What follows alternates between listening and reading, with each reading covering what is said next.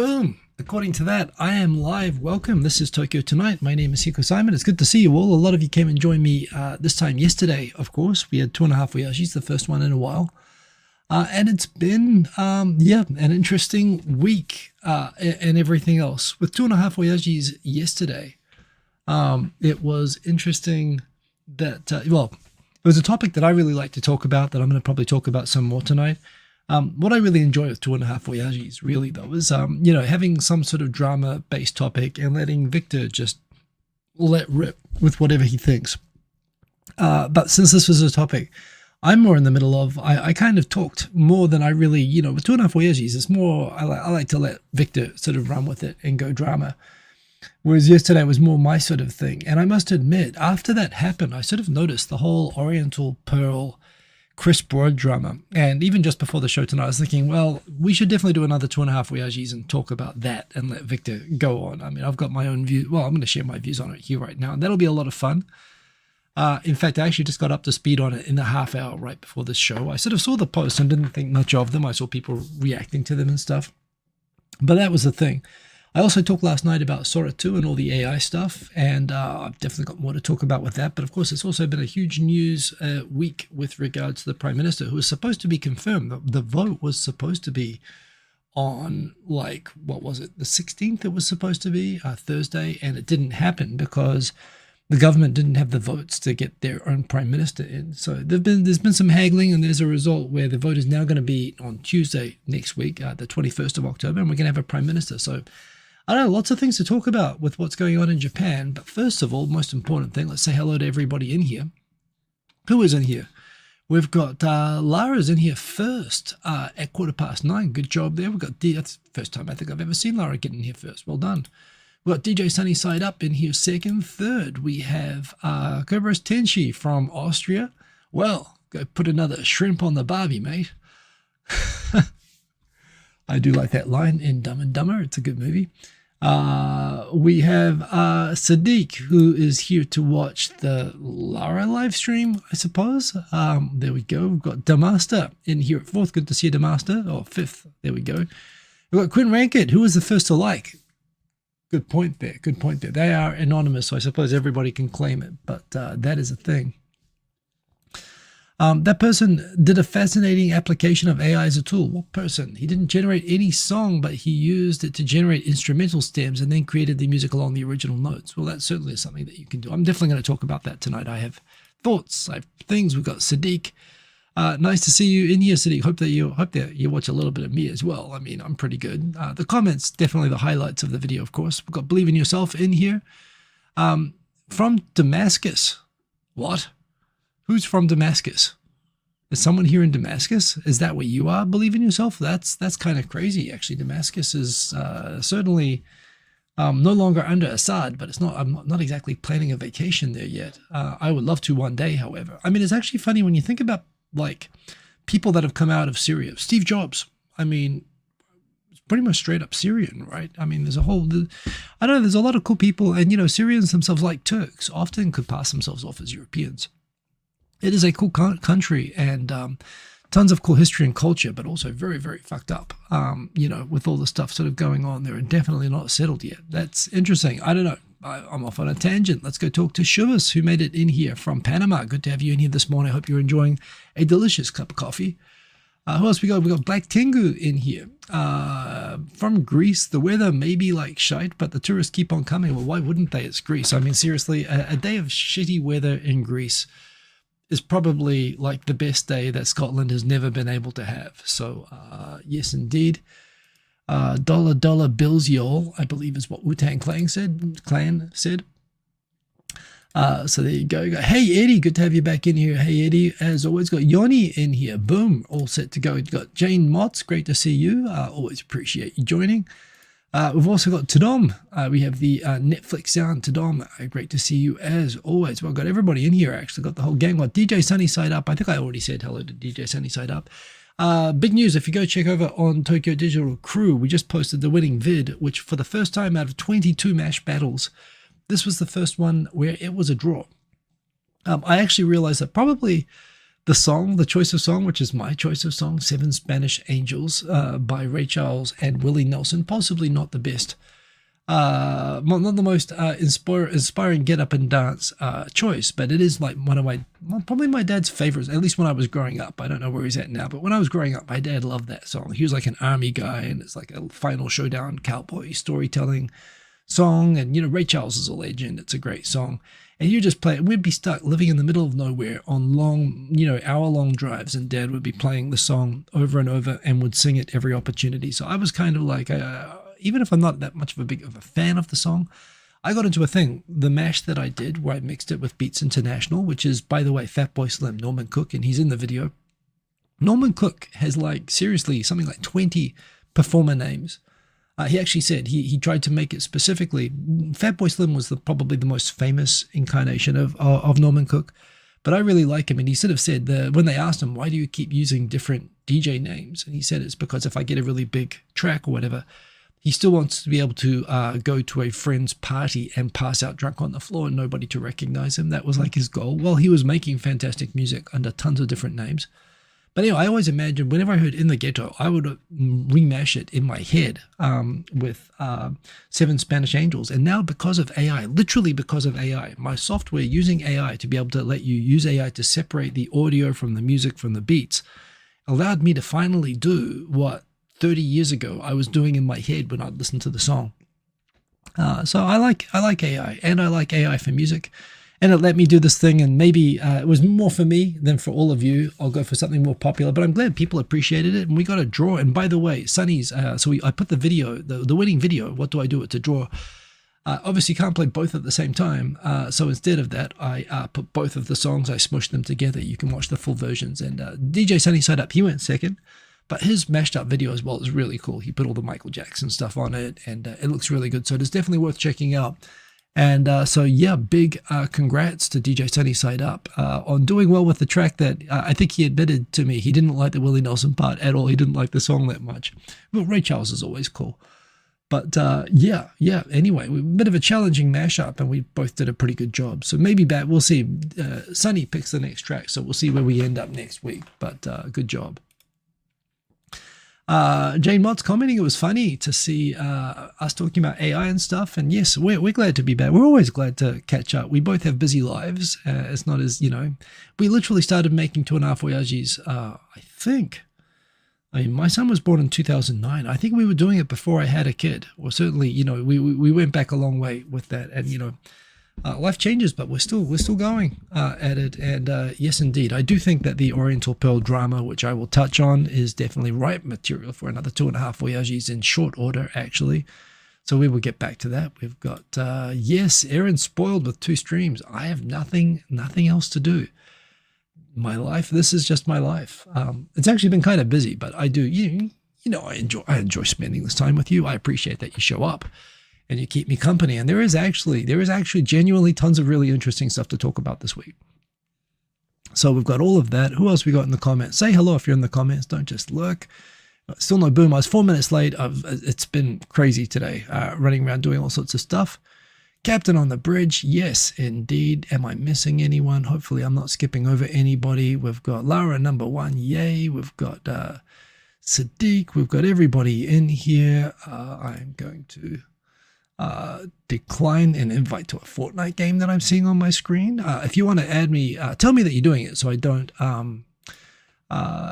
Did my dad did present tense, so he's still alive. Does my dad like Marty Robbins? I'm not sure. I know who Marty Robbins is, which may answer your thing. There's a lot of Waylon Jennings and Kenny Rogers and all that sort of stuff when I was growing up. Ninjaroo. 88, great to see you. Good day, good night. Yeah, whatever you like, great to see you. You didn't know that about Fatboy Slim. Norman Cook, legend. And you know what? He was actually, I think the first band, I know all about Norman Cook. I'm a huge fan. Sadiq has a flu. I'm very sad to hear that. Also, Aaron, I hope you're post-surgical. I think you DM'd me about the Oriental Pearl stuff, and I know that you're having a rough recovery from the surgery, but yeah, just rest. Everything, believe me, small things that used to get better in a day when I was bouncing around and 20 years old. Now it takes more time. But just take care of yourself and get better soon. And definitely, Sadiq, take care of yourself as well. Fatboy Slim, I just have to say, is one of my favorite people. The moment when I discovered that I have like 6 or 7 of his CDs under different names at the same, whatever he makes, I liked, and I bought thinking it was a different, separate thing. Yeah, that's just proof to me that he's just great at making music that I like. And his original band, I mean, his original group of all the music I got, it's one thing when it's all dance music and electronic music. But he was in the House Martins, which was a Scottish socialist alternative rock group. That was his first group. It wasn't electronic. In fact, I do remember 1986 Commonwealth Games in Edinburgh, where House Martins did Caravan of Love, purely a cappella. Fatboy Slim had a #1 song in multiple countries, including New Zealand, as an inconspicuous member of a 4-person band where he was not the main singer, doing an all a cappella song. Crazy. Anyway, love the man. He's great. We've got Eric Bailey. I'm glad now we can finally proceed. Let's get into it. There's heaps of topics tonight. Henry Eyes. Did I talk drama yet? No, I was waiting for you to come here. But now that the eyes have it, let's get into it. Let's talk about all the stuff. Topics. And obviously, I'm doing the last thing that I posted first. I tried to be relatively strategic. Yes, I saw all the drama without watching it about what happened with Oriental Pearl and Chris Broad. And basically, I saw Chris Broad's comment first. For a start, we should maybe introduce the characters. You may have heard of a little channel called Abroad in Japan.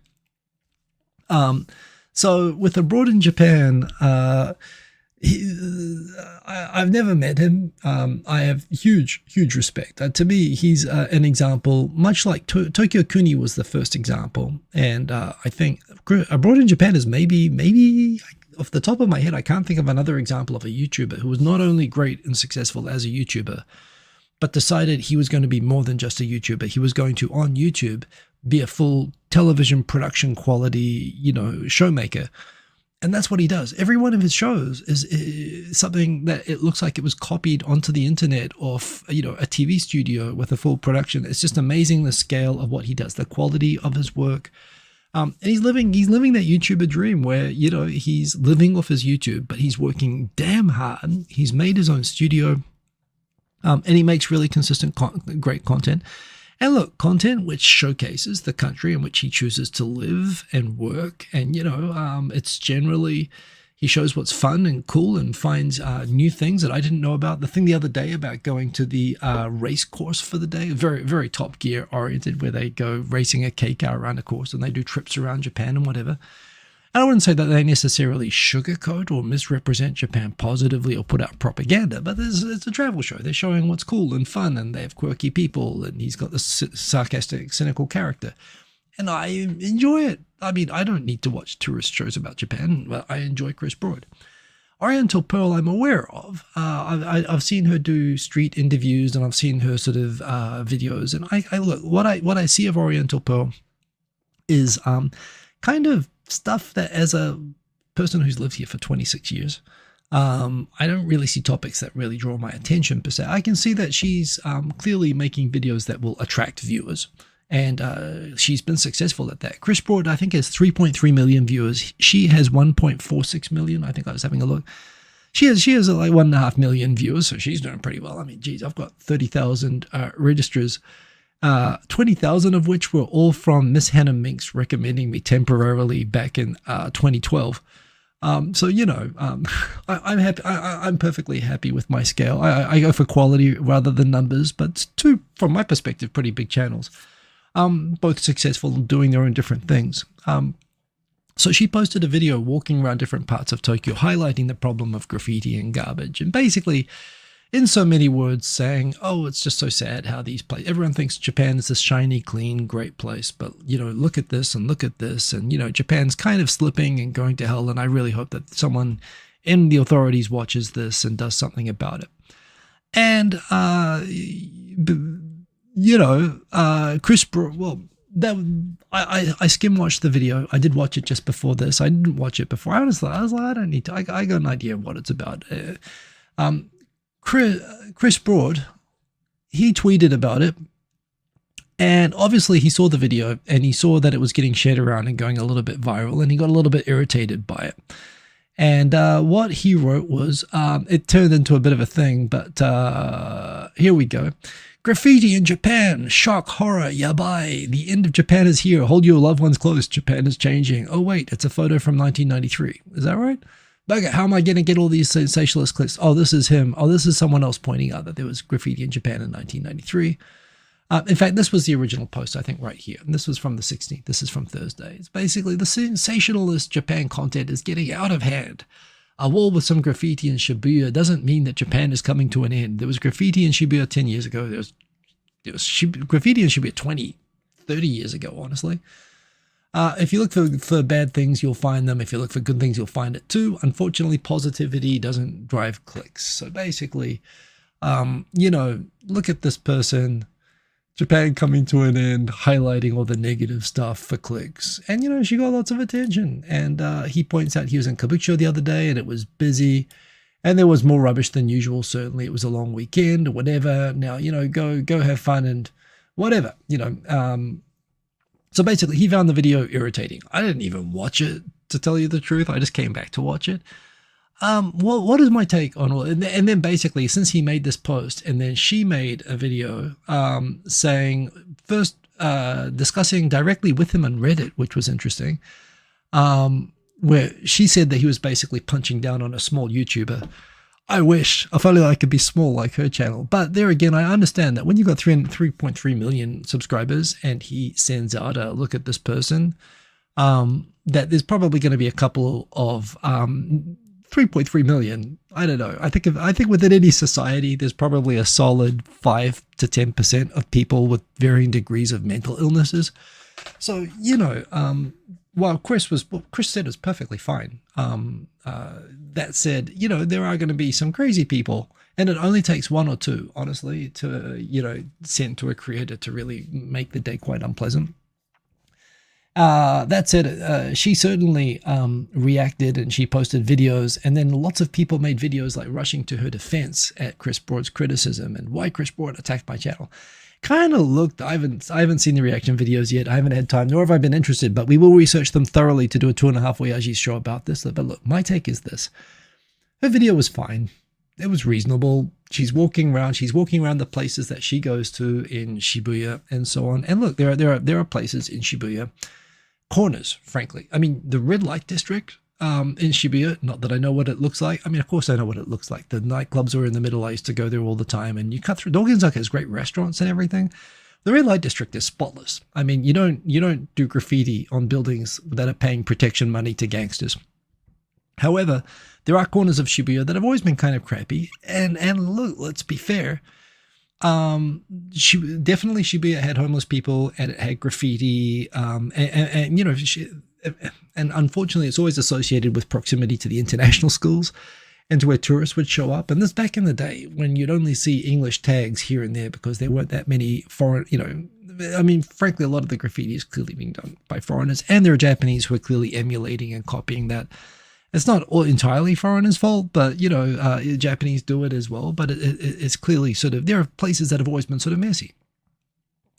And, her saying that it's getting worse is accurate. It's accurate. It's gotten worse. I mean, there's more people. There's more people here. It's getting worse. Both Japanese people are doing it more. I mean, originally the whole Halloween Yamanote train was a whole bunch of drunk, obnoxious English teachers who should have been deported. And then they sort of turned it into a Halloween thing in Shibuya, and it turned into this very huge thing. But it turned out, it led to a lot of, which then Japanese imitated and took over and, started flipping over police cars. And then the business association in Shibuya said, this place is making our neighborhood shittier, and they reacted against it. And that's true with all the other stuff as well. And Shibuya's trying hard to tidy up. And as she pointed out, it gets cleaned up, it gets cleaned up as soon as people cover up graffiti and stuff like that. So, there's a legitimate point that there are some, that there are some shitty places. they are very small corners. Most of Shibuya is honestly spotless, but if you go looking for the shitty places and the graffiti alleys and whatever, you can find it, and it's annoying.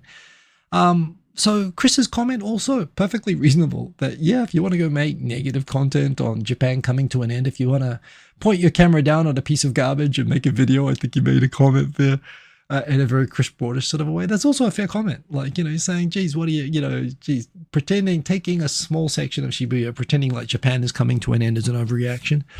And yeah, her video was a fair video. His reaction was a fair reaction.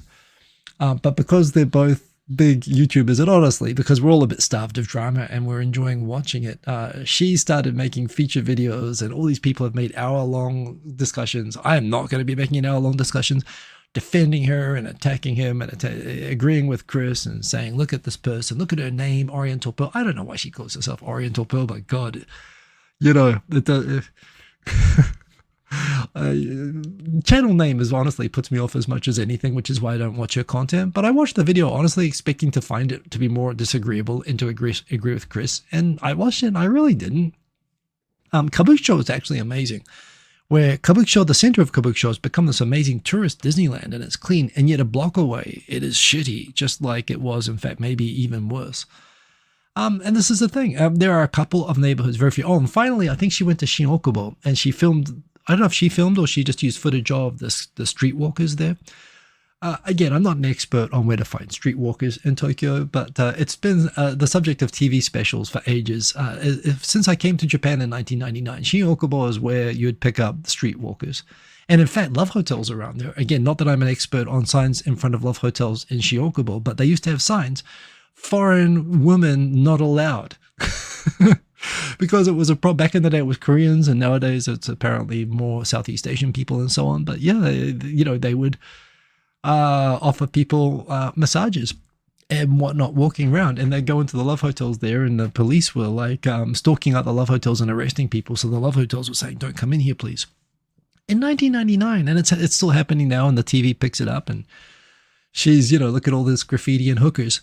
And that exists. It's a city of 35 million people, and there is like 2 places like this. When I see graffiti, I get pissed off, but there we go. Yeah, like I say, I think they both kind of had legitimate points, but they both also, and maybe her more than him. I mean, he didn't need to bring it up, and he should be aware that, yes, while he's allowed to have opinions, and I don't disagree with his opinion when you got and you got the population of a small country, like when you got the population of my entire country in the 1980s, and you say, hey, that person, did something, that I disagree with. There was definitely a couple of crazies in that crowd, and you have to be aware. It's not that Chris isn't allowed to have opinions, but there are crazies who, follow any group except mine, except me. You guys are all perfectly sane, and thank you for that. So yeah, his words do carry a little bit of weight. But that said, I also think she's leaning into the opportunity presented by being called out by Chris Broad. I mean, I feel like I should actually try to attract rage from Chris Broad myself in order to boost my channel, so I can make an angry reaction video of how Chris Broad attacked me and broadcast me to millions of people to boost my channel. Yes, I don't know that I can. I guess I've got to find out some way to trigger some outrage from Chris Broad to boost my channel. I think they're both leaning into the drama a little bit. Maybe there's some genuine stuff there, but I basically don't care. People seem to know stuff that I don't know, and this is definitely, we're going to research this some more. I literally just looked at this for 10 minutes. I skipped through her video very quickly. I saw his tweets, and I'm like, I'm kind of fine with both of you. I see no drama here. But we'll look at it. Apparently, Henry Eyes, an expert on the current situation, his girlfriend, apparently Charla has had beef with Oriental Pearl. Well, I hope it was roast beef, and I hope that they cooked it really nicely. I mean, oh, you mean they had a disagreement? I see. I've met Charla. Charla's cool. I like her. I haven't met Chris. I've met Charla. I'm not sure she remembers who I am, but I've met her. She seemed cool. But again, who cares? Who cares? Who cares? I mean, it's kind of fun. If there is some juicy beef story there, I suppose that's good gossip fodder. That's definitely something I want Victor talking about while I make outrageous. While I make outraged reactions to continue and make the video interesting. I'm trying really hard, and I'm just not finding this very interesting. Oriental Pearl is fine calling out that there is graffiti and trash. There is, and it's bad, and I wish it would improve. And honestly, yeah, and all the things associated with it, but also Chris Broad pointing out that there's so many people who make, successful viral content by just pointing out, leaning into the negative, which I don't think is what I do. I mean, I'll put racy titles on the videos. I had someone call me out today saying, oh, political chaos. You think that there's chaos in Japan? There's way more chaos in other countries. I posted, this is over on X, I posted a response with a link because this person only ever responds with what about responses, and I felt like calling him out. I didn't know what to say, so I just went to Wikipedia and found the entry for whataboutism and posted it back. To which he said he was going to write an article about the whataboutism that gaijins use in Japan. This person is a naturalized Scottish person. And I'm like, dude, why don't you write about your own whataboutism? Seriously. But anyway, so look, on this, what do I think? I haven't leaned into this enough, but there's probably definitely going to be a 2.5 Voyages on it. And who knows? We'll find out more about it. But right now I'm struggling to find it interesting in any way whatsoever, other than the fact I'm just seeing two people. I mean, somebody with 1.5 million subscribers pretending to be a small channel. But best of luck to them both. I don't find Oriental Pearl's content interesting, but there again, I see why lots of people do find it interesting, and to me that is fine, and all of that. So I interviewed Shala a long time ago. Yeah, I did. In fact, that's right. We had her on 2.5 Voyages once, I think. Plus, I've also met her a couple of times, and yeah. Anyway. The toxic side of YouTube is now what everyone wants to add: shock content, drama for views. Exactly. And YouTube really used to be all drama centric, and so it was very much a social media network, and it's kind of not now. Like, there hasn't been anything like this in ages, and even when there's nothing, I mean, this is honestly 2.5 Voyages was kind of a big part of Victor. Really, he was a drama channel, and it was always fun talking about the drama that he was into with him. And this is like old times. I mean, we'll need a lot of alcohol and outrage. We'll need to figure out how to get that, but we'll definitely do an episode on it. Anyway, moving on. There is other stuff to talk about. This is more an end of the show thing, but I'm going to say it at the beginning. I talked a lot about Sora2 and my opinions on it. And I'll just put my ideas together one more time. We talked mainly about Victor, and him reacting to the criticism he got from Wikipedia, who turns out she actually responded. She is actually lives a plant-based life. So she wins. She wins all the arguments based on that. I actually deeply respect that. It's not what I do. It's not what most people do, but that's very cool. But one thing I do remember is when we got GPT-3, when we got GPT-3, you remember that? Everybody used GPT-3, including myself. The first thing anyone would do is write a haiku. And everyone's writing different. So write me a haiku about being a YouTuber in Japan. And, oh, look, I can write a haiku. That's very, very clever. And then after about a week, everybody sort of lost interest because, it's literally, there's a thing with creativity, how, creative people will tell you that the most important thing, or the biggest spur for creativity is not freedom, it's restriction. And when you give someone something, a very, very powerful tool, that, with as a blank piece of, as a blank piece of paper with no guidance, most people can't figure out what to do with it. And everyone assumed that everyone must be writing haikus with this thing and doing little stupid tricks. And this is where this topic about how much water and how much electricity is used per prompt was a big thing like 3 years ago, because people said, look, this AI is just a party trick. It's not real. It hallucinates all the time. People are just writing haikus with it and wasting electricity and water. And then how much is this using? And this caused this whole debate about resources used per prompt back then. And people don't really talk about, AI as being so frivolous now, because over the last 3 years, people have figured out, well, wait a minute. No, I can actually use this.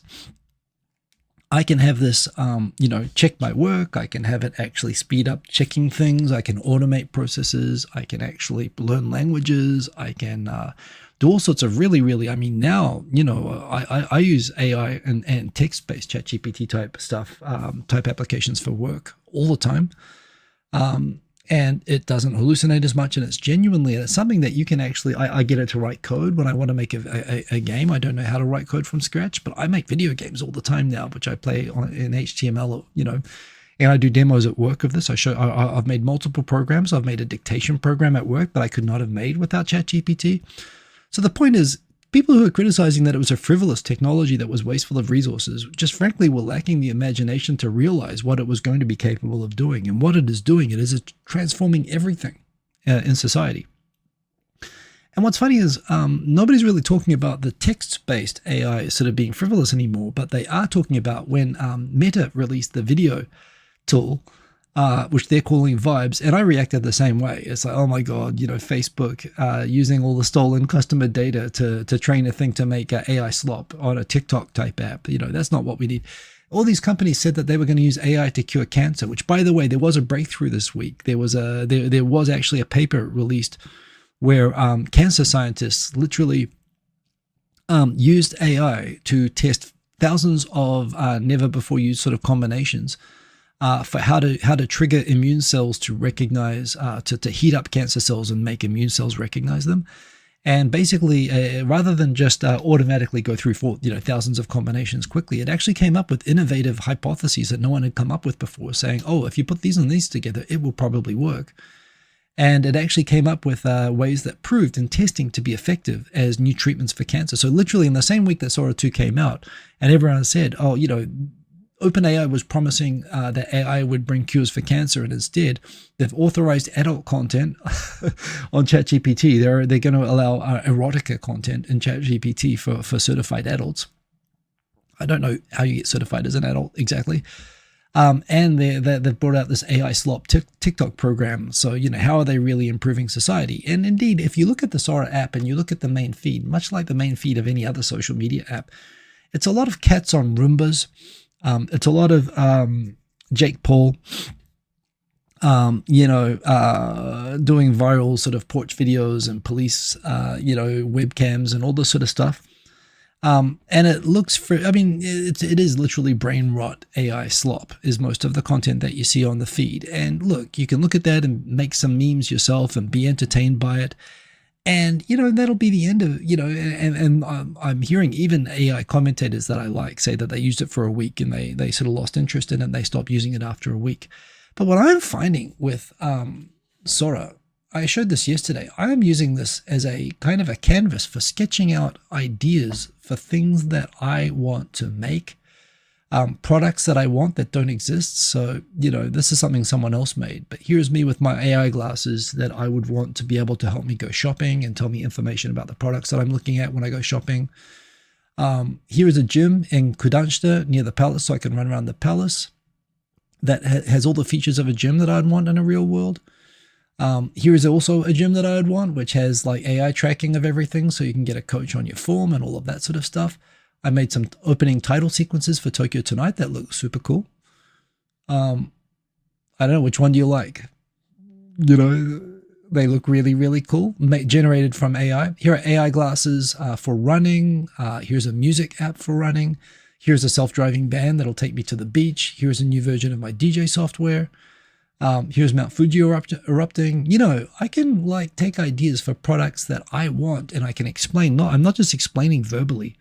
I would like a gym that has this. I would like AI glasses that do this. I've talked about the idea of getting in a car at nighttime and going to sleep in the car and waking up at the beach. I've talked about this on the show, but I've never been able to show it to anybody.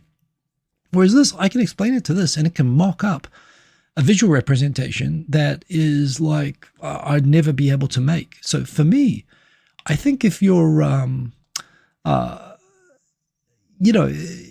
and I've got a list of things that I want to make. For example, clothes I should buy. Try out clothes that look on me, how they look on me, for example. So I can sort of do that. App ideas, language learning app ideas that I have. Business. I've got business presentations I've already made up that explain concepts that I'm always talking to people about, that I've written documents about. So I don't know. For me, this is to me a fantastic way of capturing ideas and making them easy to share with people in a way that resonates. And I'm going to keep using this, and I'm going to use this for all sorts of. And I'm far more interested, like I am with YouTube. When I watch YouTube, To me, when I see something like YouTube, I think what I could make on this more than I think about what I can watch. I watch as well, and I'll probably watch Sora, but frankly, I don't find the home feed very interesting, but I find the potential that I can make anything, that I can express all these ideas that I have, all these ideas for businesses and apps. Maybe I'll make some of these into real apps. I'll show them to somebody and they'll go, oh, I can make that for you. So I'm super excited by this, and I'm sharing a lot of ideas in here. Some of them are just straight up. I've done remixes of videos that exist and put myself in because that was fun. But I'm really into the idea of sharing things that I want there to be in this world that maybe I'll make. I was thinking the other day of an idea for a restaurant or a bar that I'd like to make. Have I hit my 29? Today's been a busy day. I've not hit the 29. I got up to 30 videos. They let me do a 30th yesterday. But I'm going to keep doing this. And I think this is fun. And one, I encourage you to go and explore what you can do making videos. Like, what's an idea of something you've always wanted, a business, something that you've always wanted to do, a side hustle? Make a promo video of it, describing it here, and it will make it for you. It's really, really cool. Do that and follow me. I'll follow you back. I want to see what you guys are all thinking. And I literally have over 40 video ideas that I want to make. In a notepad inside of my iPhone, which I'm going to be doing. Black Pill Red, you hit your 30 yesterday. Good on you. Congratulations. So yeah, I'm going to do my best to make my feed interesting. I know that a lot of people are very hostile to AI content because they think it's all automated and unimaginative and the enemy of creativity.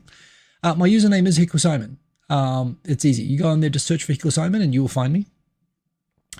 But yeah, I'm planning at least, maybe it'll only last a week, but so long as I've got ideas, and I've got, there's a lot of things I want to do in here, and I want to share them and see what people think and see what your takes on them are. So follow me on here because I'm going to be using this for a while, and I'm not going to post it too much onto Instagram or so on because I know there's a lot of people on those platforms, including my own family. I've got artists in my family who are very anti-AI.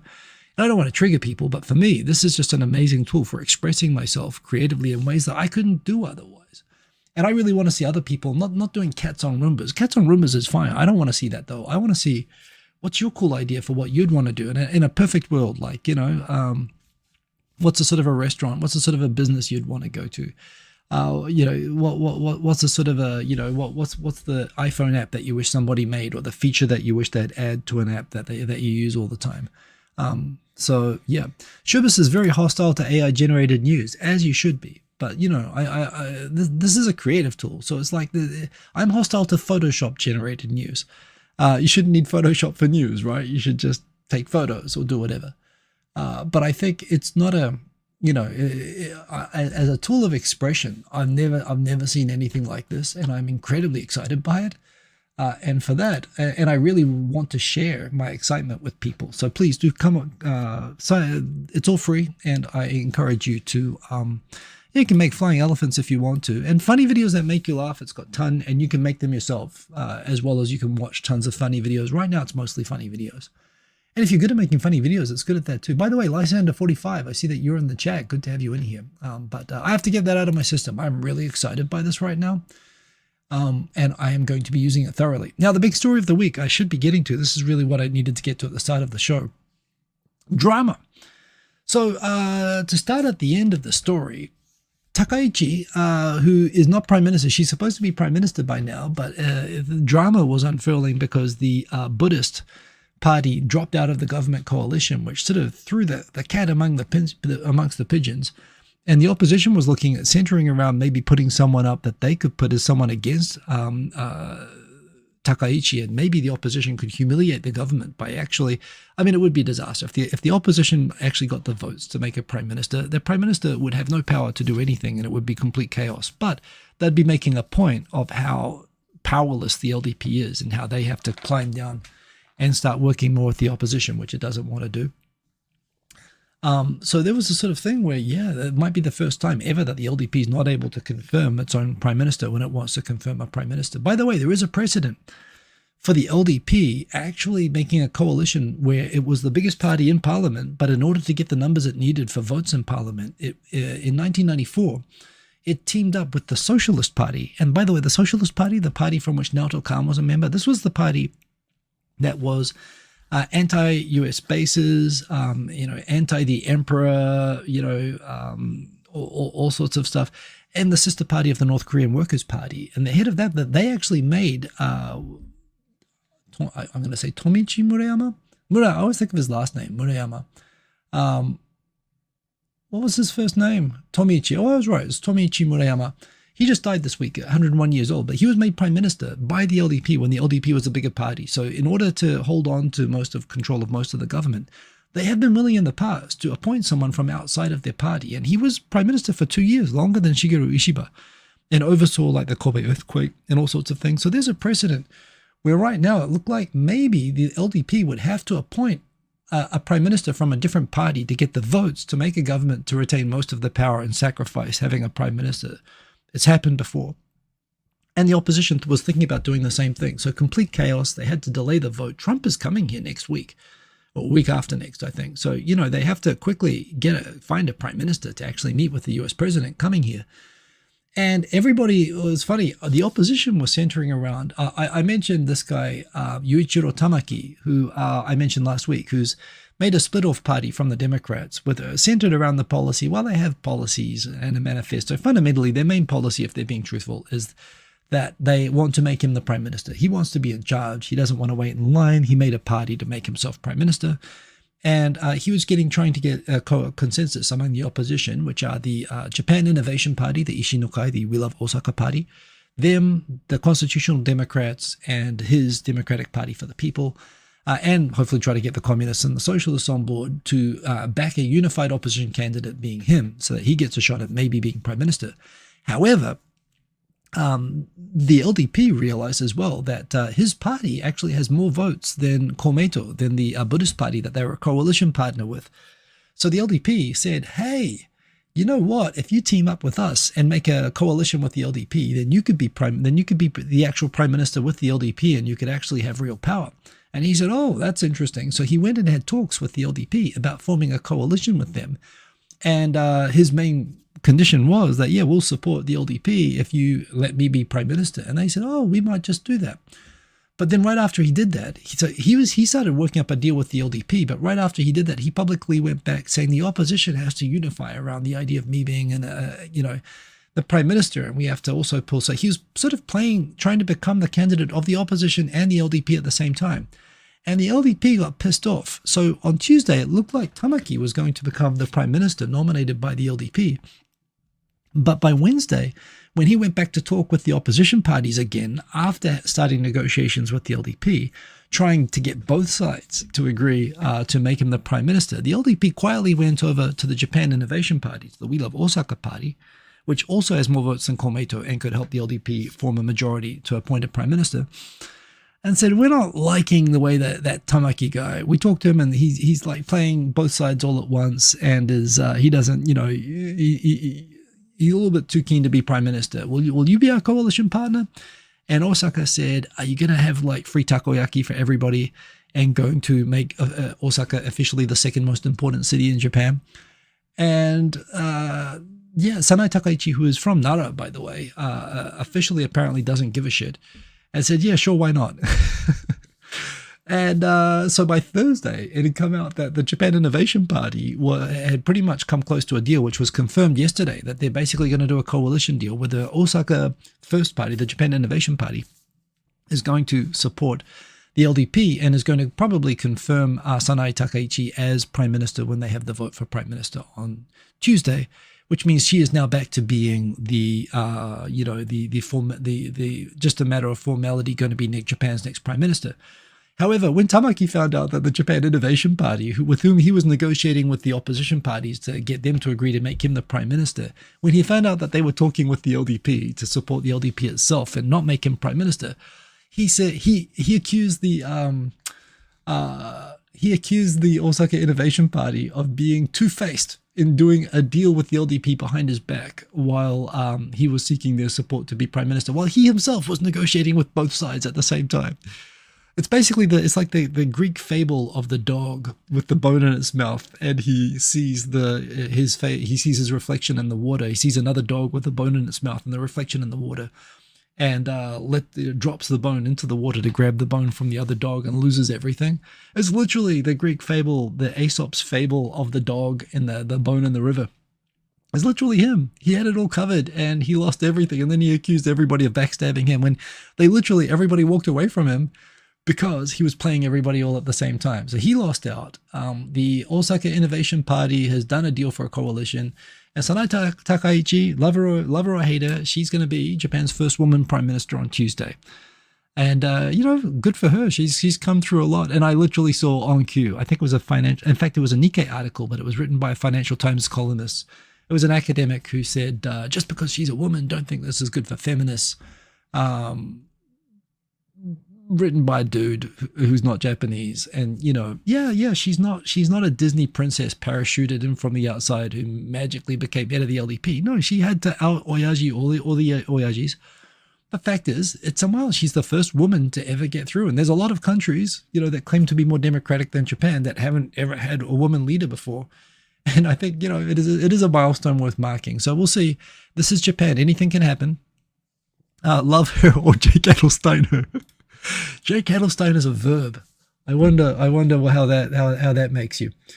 So anyway, she's going to be the prime minister on Tuesday. And Tamaki, this guy, he's very upset. And he is probably, like I say, his life goal is somehow becoming prime minister, but he's a little bit too thirsty for it, and you show up at the club and you're really thirsty for it, and everyone sort of gets a vibe like, yeah, he wants it just a little bit too much. Let's go talk to someone else. I think he's, for a man who,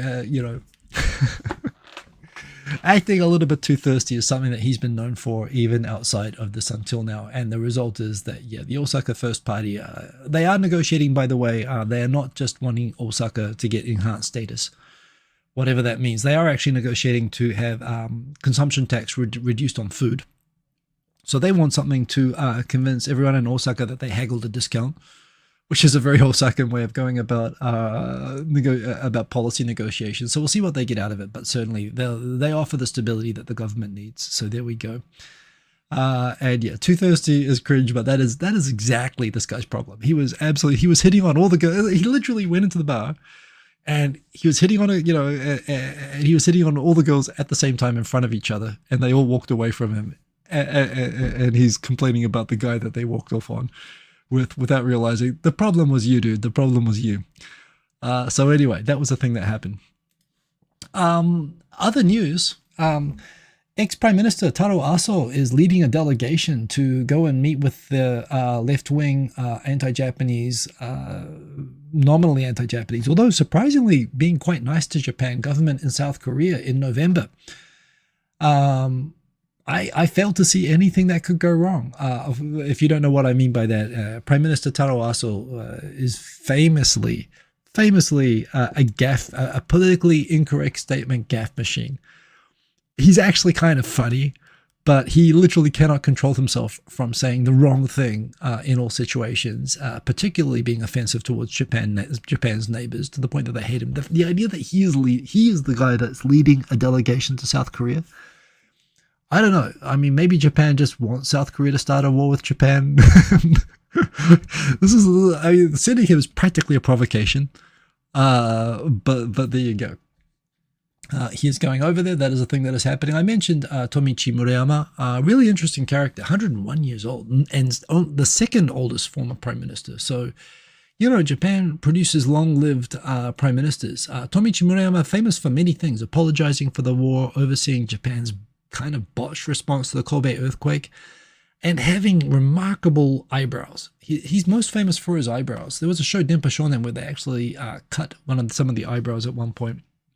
He also kind of oversaw the end of the Socialist Party, because the Socialist Party, in order to get power, sold out kind of all of their principles. They compromised. They supported the LDP getting back into power, and compromised all their positions on, for example, being opposed to U.S. military and U.S. bases, and they're recognizing the self-defense forces, and basically everything that they stood for. He basically sold out. And when the coalition was over and the LDP reclaimed power, the socialists just sort of all hated each other. Kind of what happened to the Democrats in 2012. They couldn't really look at themselves in the mirror anymore, and the party kind of fell apart. Actually, not long after, I think it was, yeah, it wasn't that long after. He quit in 90, he was prime minister between 94 and 96, the Kobe earthquake happened in 95. 99, the year that I came to Japan, that is the year that it came out that North Korea had been lying all along and had actually been keeping abducted Japanese people. And that really finished the Socialist Party at the end. But those eyebrows, I mean, seriously, you could shelter a small family under them if you needed to in a rainstorm. And he was a very nice man by all accounts, but, kind of with an impossible task. And but he wasn't the first. There were a couple of other prime ministers. There was a time between 93 and 96 when there were multiple non-LDP prime ministers for the first time since the war, and he was one of them anyway. Black Tengu, you could knit those into a pullover. You certainly could. He's from Oita, from Kyushu, and a nice man, and everybody, including the prime minister, spoke very well of him in their obituaries to him. Continuing on, we have Japanese increasingly, I mean, everywhere this is a trend, of course, that people are drinking less. Kind of a thing now where apparently Recruit magazine, which is, a magazine literally for recruiting, it's a big recruiting company, and they did a survey of how workers feel about going out to nomikais when they don't drink. There's a really interesting thing here, apart from the fact that there are definitely, and there's a really clear line from about 2010, when it went from the mandatory drinking with the boss kind of culture in Japan, where you go out whether you wanted to or not, and frankly it was kind of a pain and kind of uncomfortable, to after 2010, there was just a noticeable shift where there was this new awareness of power harassment, of bullying, and people being forced to do things they didn't want to do.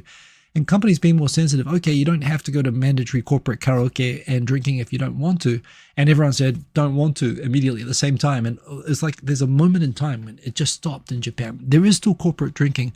But even at my company now, whenever we have like a team dinner or an event, we actually schedule it at lunchtime because people, half the team have kids, there are mothers with young children, fathers that just want to go home, and it's just become like, why would you inconvenience? Why would you require people get a babysitter and make them drink to come out for a work event, or make them miss a work event, which is considered appointment important.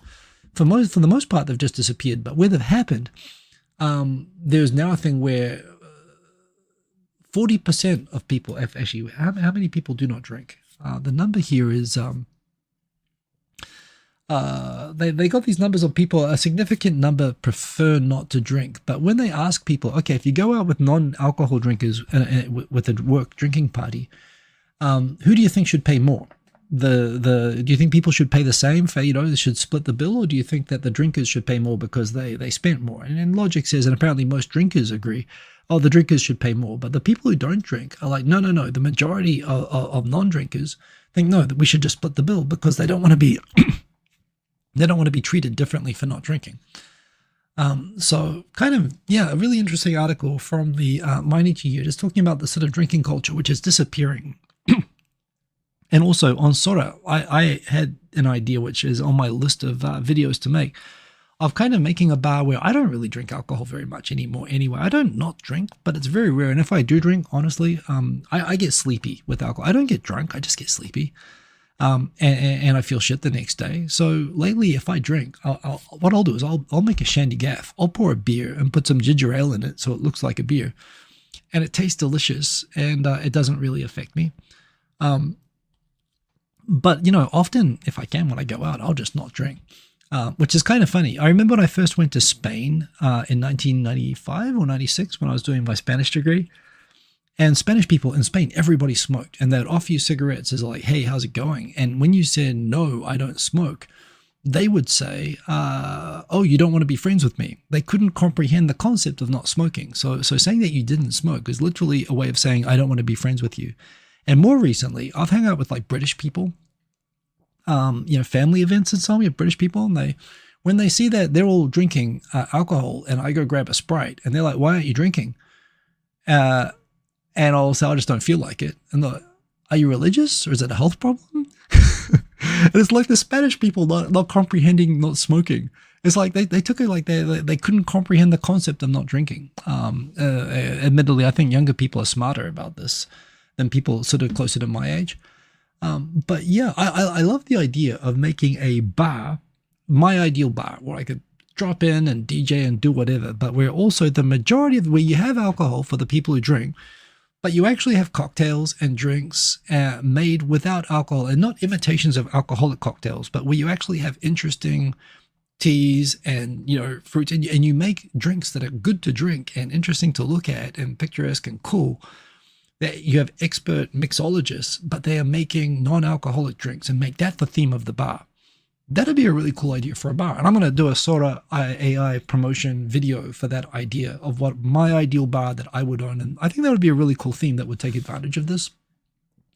And, for those people who want to drink, they can order a little beer or whatever as well. But its primarily push is going to be for that sort of thing. I think that'd be really cool. Interesting seeing people in the comments here talking about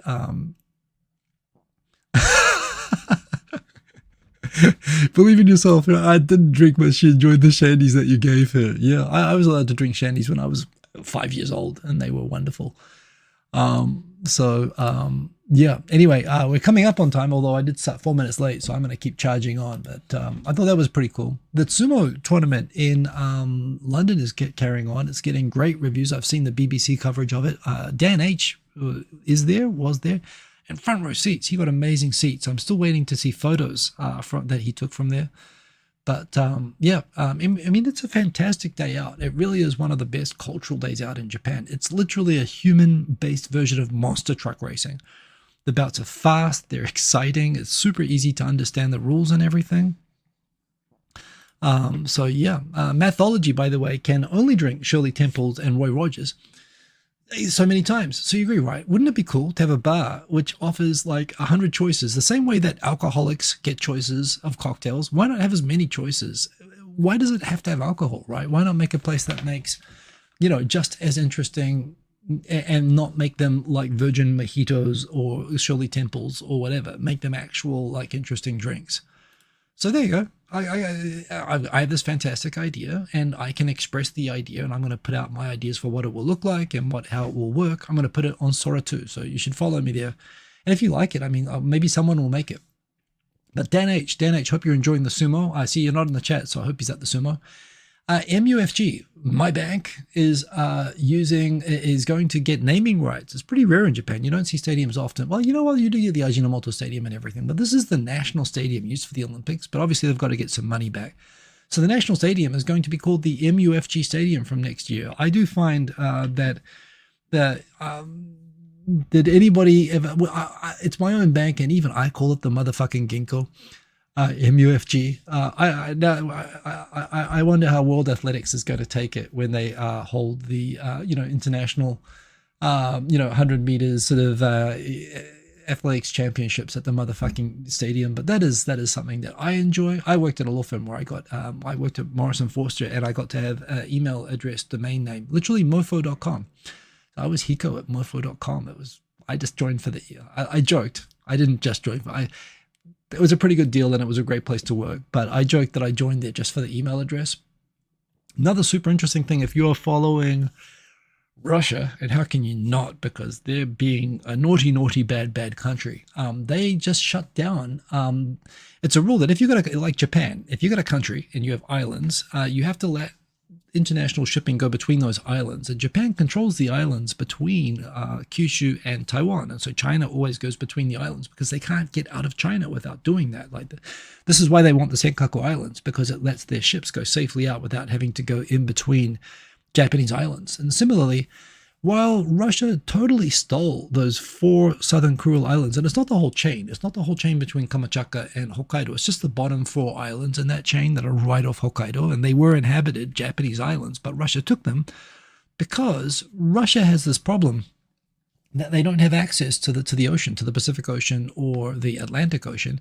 They have to go through these really narrow sort of like, basically for Russia to get any boat out in any direction, they have to go through a strait between Finland and Estonia if they want to get into the Baltic and get out to the Atlantic, or they have to go through the Dardanelles, basically around Istanbul, to get out to the Mediterranean in the Atlantic, or they have to go through these islands. They have to get through the occupied Kuril Islands. And, they don't want Japan and America to control those islands where basically they could blockade and trap Russia's navy from being able to leave their ports. Japan is basically like a huge wall blockading Russia in from the Pacific. This is why Russia wanted to invade Japan back in the day.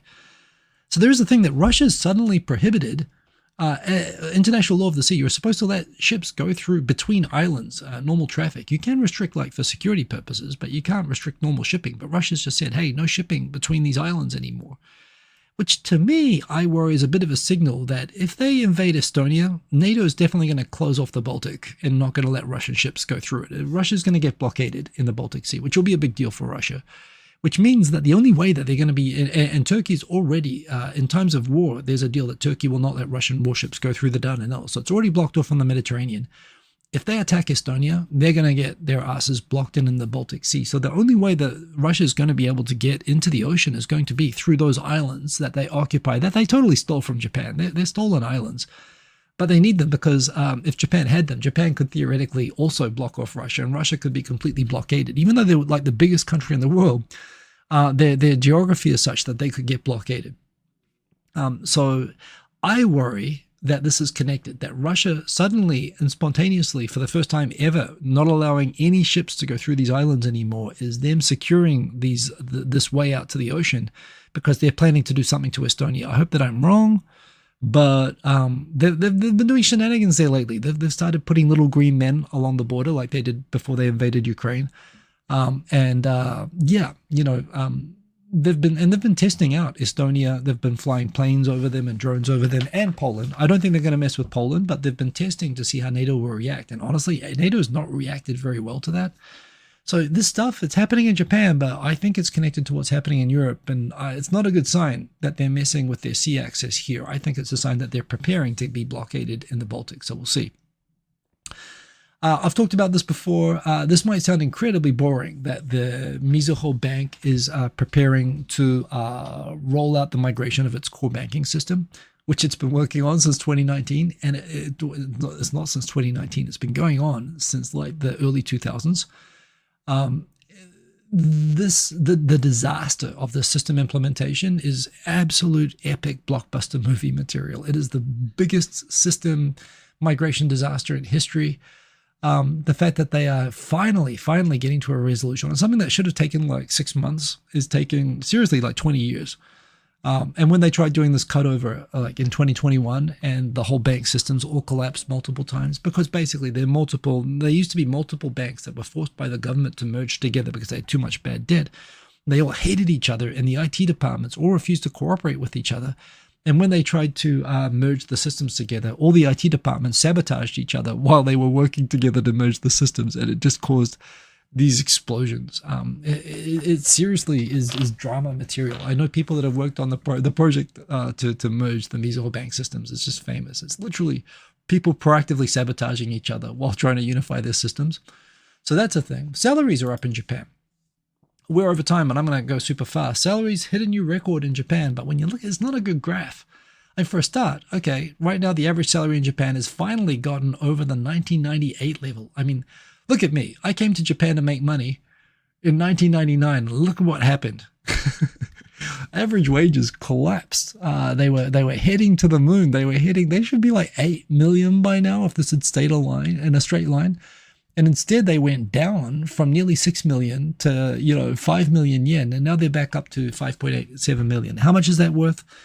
Well, when the yen is normally what it should be, 110 yen to the dollar, this would be basically $57,000, $56,000 average. But because the yen is worth nothing right now, this is like 38,000 US dollars average salary in Japan. And women down here, average being here. So the average salary in Japan, 4.78 million. I mean, basically Japanese, different sort of employees and status as well. The salaries here are low and devalued more by the currency. And while they have finally been going up slowly, they're not going up as fast as inflation. So people are getting poorer while they work. So that is a thing. If you haven't had Tokyo Banana, you should have Tokyo Banana. Tokyo Banana is what you get from Tokyo. I've described it before. It's like a Twinkie that you get. It's like a banana cream custard inside a little sponge cake. People in Korea they know what's up. Whenever I go to Korea, they say, bring Tokyo Banana. And I always go to the airport and they're always sold out. But I've seen these in Ikebukuro Station, and apparently there are unmanned automated Tokyo Banana selling stalls now on the bullet train lines. If you come to Japan and you want to do the Japanese thing and take souvenirs back, get Tokyo Banana. Illegal immigration has dropped by 3,600. You can see illegal numbers in Japan. It used to be mostly Koreans and Chinese back in the day. Recent years, it's more Thai and Vietnamese. Got 13,000 Vietnamese, 19,000 Thais, 12,000 Koreans. Still a lot of illegal Koreans in Japan. And whatnot. But yes, no Americans on the list. Sri Lanka, Turkey. And by the way, what's classified in as a legal immigrant can include people who are in Japan, for example, Kurdish people that are in Japan on refugee visas that are not, or refugees applying for asylum as illegal refugees, and they are facing either deportation or acceptance as a refugee. So a lot of the people registered as Turks are actually people applying for asylum as Kurds. And I guess the same would be true actually for Myanmar and for Sri Lanka. But anyway, so the numbers are still here. Don't be an illegal overstayer unless you absolutely have to be. And that's it. Those are the topics. Congrats again to DJ Sunny Side Up. I mean, we did it. We got a draw finally. But there we go. Hiko, last night on Saucy Saturdays, did someone put on a banana costume and proceeded to peel herself? I don't know if that's erotic or disturbing, or both. Who knows? Lara doesn't like Tokyo Banana. Well, nobody's perfect, but there you go. Yoni knows what's up. He knows about Tokyo Banana. That's what you should be getting. But yeah, anyway, the after party is coming. I have work tomorrow, so I'm not going to stay up too late. I'm going to be going till 12:30, but I'm going to turn it on right now. So come and join me over there. Again, you guys get to pick the tracks. Enjoy your morning where you are with some nice tunes.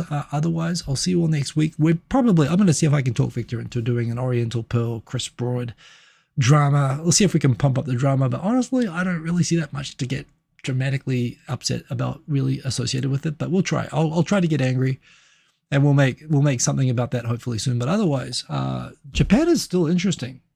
There's a lot of really interesting stuff today. Follow me on Sora2 because I'll be putting all my AI slop there, and I'll try to make it worthwhile, and come back and find out what twisted. Maybe this time next weekend, maybe Tamaki will be. Maybe the hungry guy left at the bar will get the girl after all. Maybe he will be the prime minister, but let's face it, he's not. He's never gonna be the prime minister. So yeah. Anyway, lots to catch up on. So great seeing you all, and I'll see you all again next week. And boom, peace. Rotten bananas the best bananas are rotten. You've got no idea. They make great banana juice. You make banana bread out of them. I have banana bread every day with coffee. Lara, rotten bananas are awesome. Anyway, see you at the after party. Peace.